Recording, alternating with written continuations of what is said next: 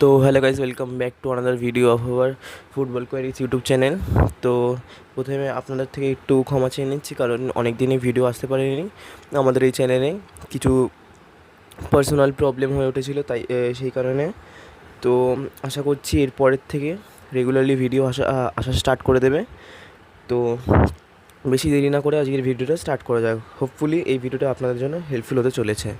তো আমরা প্রথমে যে আপডেটটা নিয়ে কথা বলবো সেটা কিন্তু হচ্ছে একটা ফেডারেশনের মিটিং নিয়ে। সেটা কিন্তু ডিসাইড করা হয়েছে 7th আগস্ট হতে চলেছে।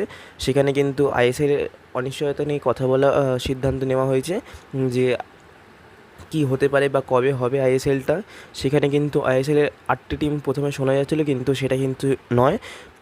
প্রবাবলি আইএসএলের সবকটা টিমকেই, ইভেন কি মোহামেডানকেও কিন্তু ডাকা হয়েছে সেই মিটিংয়ের মধ্যে, যাতে সেখানে সব কথাবার্তা বলে কিছু একটা ডিসিশান নেওয়া যায়। আর হোপফুলি সেখান থেকে কিন্তু কিছু পজিটিভ নিউজই আসতে চলেছে।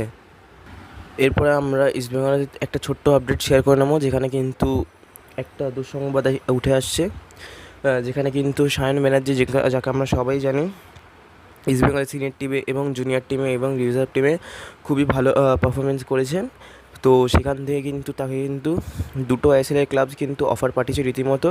তার মধ্যে প্রথম যে ক্লাবটি হচ্ছে সেটা কিন্তু হচ্ছে হায়দ্রাবাদ, আর সেকেন্ড যেটা ক্লাব হচ্ছে সেটা কিন্তু হচ্ছে পাঞ্জাব এফসি। তো এই রেসের মধ্যে সবথেকে বেশি যে লিড করছে সেটা কিন্তু হচ্ছে পাঞ্জাব এফসি, কারণ তারা কিন্তু চাইছে ইয়ং ট্যালেন্টেড ইউথটাকে তাদের দলে তুলে নিয়ে তাদের পূর্ণ শক্তি বাড়াতে। তো এবার দেখা যাক সায়ন ব্যানার্জি কী ডিসিশান নেয়। আমি তো বলবো, আমার ওপিনিয়ন হচ্ছে যে সায়ন ব্যানার্জিকে যেন লোনে যদি ছেড়ে দিতে পারে, তাহলে কিন্তু অবশ্যই একটা খুব ভালো অপশন হবে ইস্টবেঙ্গলের পরবর্তীকালের জন্য।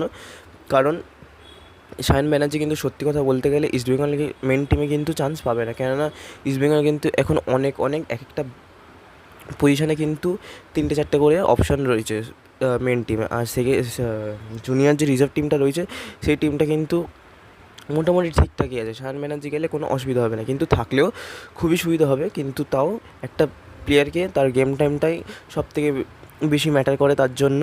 তো আশা করবো যে এই ডিলটা যেন কোনো ভালো দিকেই যায়, কোনো পজিটিভই আপডেট বেরিয়ে আসে। পরবর্তীকালে যাই আপডেট আসবে পরবর্তীকালে ভিডিওতে তোমাদের সঙ্গে শেয়ার করে নেবো।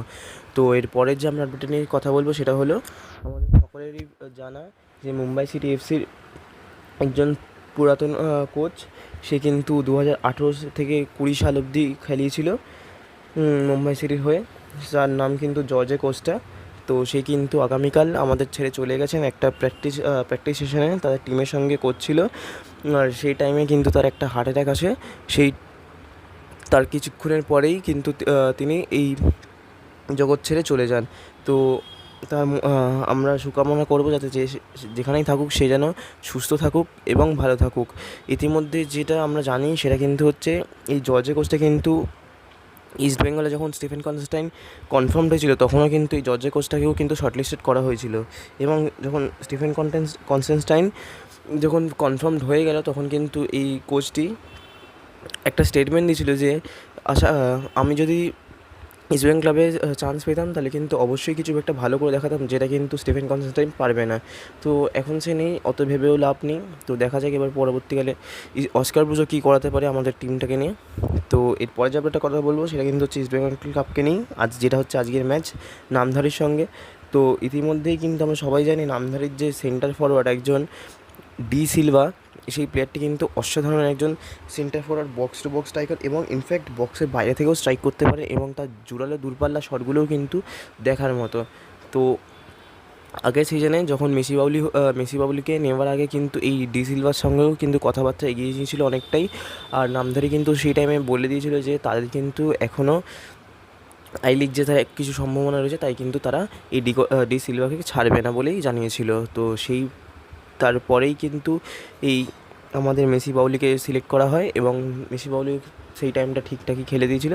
তো এবার অস্কার বুজ যেটা জানিয়েছেন সেটা কিন্তু হচ্ছে এই ডি সিলভাকে আটকানোর জন্য তারা মরিয়া হয়ে উঠবেন, এবং ইতিমধ্যেই বলেছেন যে লালচুংনুঙ্গা, রাকিব, কেভিন সিবলে, আনওয়ার আলী এবং মার্টিন রায়না, এই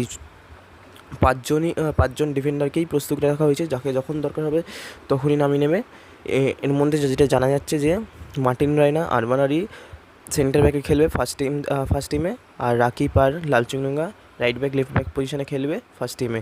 কেভিন সিভলিকে দরকার হলে সেকেন্ড হাফে বা সাবস্টিটিউট হিসাবে আনা যেতে পারে, এটাই কোচ জানিয়েছেন। এবং যদি আমরা ফরমেশন নিয়ে কথা বলি আজকের, তাহলে ইস্টবেঙ্গল কিন্তু 4-3-2-1 ফরমেশনে যেতে চলেছে, 4-2-3-1 ফরমেশনেও যেতে চলেছে, যেটা কিন্তু হচ্ছে ডিফেন্সে তো বলেই দিলাম, মার্টিন রায়না, আনওয়ার আলী, ডিপ ডিফেন্সে রাইট ব্যাকে রাকিব, লেফট ব্যাকে লালচুংডুঙ্গা। এবার সেন্ট্রাল ডিফেন্সিভ পজিশনে আমরা কিন্তু দেখতে পেতে চলেছি রাশিদকে অফকোর্স এবং সাউল ক্রেসপোকে। কেননা সাউল ক্রেসপোকে সবাই কিন্তু বলছিল যাতে এই সাউল ক্রেসপোকে বসিয়ে যাতে দুটো স্ট্রাইকারকে নিয়ে খেলা যেতে পারে, কিন্তু এখন যদি আমরা সাউল ক্রেসপোর স্ট্যাটটা দেখি, ইস্টবেঙ্গলের প্রতি অনেকটাই ভালো হয়েছে, কেননা এই টিমটার প্রতি তার এক্সপিরিয়েন্স অনেকটাই বেশি রয়েছে। তো সে কিন্তু খুব ভালো একটা ফুটবল তুলে দিতে পারবে আশা করা যাচ্ছে এই আজকের ম্যাচের জন্য। তো তার এক্সপিরিয়েন্সটাকেও কাজে লাগাতে পারে এই ম্যাচের জন্য। যদি কোনো অসুবিধা হয় তাহলে তো সাবস্টিটিউশন আছেই, সেই টাইমে তাকে তুলে নিয়ে কোনো একটা প্লেয়ারকে নামিয়ে দিয়ে সে বক্স টু বক্স 2 স্ট্রাইকারে যেতে পারে অস্কার ব্রুজন। আর মাঝমাঠে যাদের কথা বলবো অ্যাটাকিং ভাগে, সেখানে কিন্তু থাকবে হচ্ছে মিগুয়েল সেন্ট্রাল অ্যাটাকিং মিডফিল্ডে, রাইট উইংয়ে থাকবে কিন্তু এডওয়ানবাম মাহেশ, আর লেফট উইংয়ে থাকবে কিন্তু এডওয়ানবাম মাহেশ। তাদের দুজনের মধ্যে কিন্তু সাবস্টিটিউট হতেই পারে পরবর্তীকালে, তো দেখা যাক কাদেরকে নামায়। কেননা এই ম্যাচে কিন্তু একটা প্লেয়ার থাকবে না, সেটা কিন্তু হচ্ছে বিষ্ণু, কেননা সে কিন্তু এখনও পুরোপুরি ফিট হয়ে উঠতে পারেননি। তো এটাই অস্কার ব্রুজো জানিয়েছেন। আর আরেকটা সুখবর রয়েছে যে সৌভিক চক্রবর্তী, জ্যাকসন কিন্তু এরাও কিন্তু পুরোপুরি ফিট রয়েছে এবং যখন ইচ্ছা তখনই কিন্তু এরা খেলতে পারে, বা ফার্স্ট টাইমেও কিন্তু চান্স পেতে পারে। কিন্তু সৌভিক চক্রবর্তীর যে কথাটা চলছে সেটা কিন্তু সে ফার্স্ট টাইমে চান্স নাও পেতে পারে, কারণ তার বয়সটা দেখতে হবে। সে পুরো ম্যাচটা তাদেরকেই ফার্স্ট টিমে নামানো হবে যারা পুরো ম্যাচটা খেলার ক্ষমতা রাখে। তো সৌভিক চক্রবর্তী নো ডাউট একজন ভালো প্লেয়ার, ইস্টবেঙ্গল অনেক কাজ করেছেন, সিএফএল চ্যাম্পিয়ন হয়েছে, সো তাকে কিন্তু অবশ্যই সেকেন্ড হাফে সুযোগ দেওয়া উচিত আমি যা মনে করি। এবং সিঙ্গেল স্ট্রাইকার হিসাবে কিন্তু আজকে আমরা ডিয়ামান্তাকোসকে দেখতে চলেছি বা হামিদকে দেখতে চলেছি, কেননা হামিদও কিন্তু পুরোপুরি ফিট রয়েছে। তো যদি হামিদ খেলে তাহলে কিন্তু ডিয়ামান্তাকোস সাব হয়ে আসতে পারে, এবং ডেভিডও রয়েছে অপশানে। তো অস্কার ব্রুজো কিন্তু জানিয়েছেন যে তার হাতে কিন্তু আজকের ম্যাচের জন্য বিশাল অপশান রয়েছে। তারা কিন্তু চেষ্টা করবে যে এই ম্যাচটাকে জয় করে নেবার, এবং তারা যদি এই ম্যাচটাকে জয় করতে পারেন তাহলে কিন্তু অফিসিয়ালি তারা কিন্তু সেকেন্ড রাউন্ডের জন্য কোয়ালিফাই করে যাবে। যদি ড্রও করে থাকে আর তাদের কিন্তু পরবর্তীকালে ম্যাচটা কিন্তু তাদেরকে জিততে হবে, জিতলে কিন্তু সেকেন্ড রাউন্ডে কোয়ালিফাই করতে পারবে, আর না হলে কিন্তু ওই সেকেন্ড পজিশন থেকে বেস্ট টিম হয়ে উঠে যাওয়ার সম্ভাবনাটাই তাদেরকে খুঁজতে হবে। তো এত নেগেটিভ থটস নিয়ে লাভ নেই, আমরা চাইব যাতে আমাদের টিম জেতে। এবং আরেকটা যে ছোট্ট একটা আপডেট দেবো সেটা কিন্তু হচ্ছে টিকিট নিয়ে। তো আজকেও কিন্তু ইস্টবেঙ্গল ক্লাব জানিয়েছেন যে টিকিট কিন্তু আজকেও রিডিউশন করা যাবে এবং কাটা যাবে। তো যারা তোমরা যেতে চাও তারা কিন্তু যেতে পারো, গিয়ে খেলা অনুভব করতে পারো এবং নিজেদের টিমকে সাপোর্ট করতে পারো এবং জিতে ফেরো, এটাই আমরা কামনা করব।